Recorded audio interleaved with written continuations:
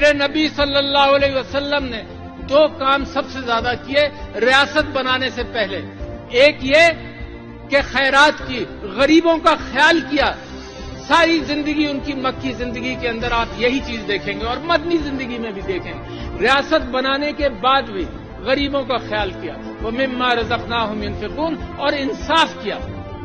اگر یہ دو چیزیں مسلمانوں کی ریاست میں کم ہو جائیں تو اللہ کی برکت نہیں آتی. تو لہذا میرے دوستوں بھائیوں، میں وہاں سے بات شروع کرتا ہوں. اور انصاف کے حوالے سے میں آپ سے یہ کہوں کہ بڑی قرآن بھرا ہوا ہے ان ہدایتوں سے.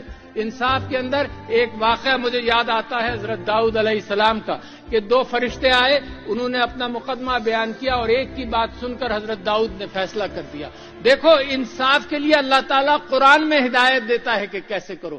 دوسرے فریق کو بھی سنو.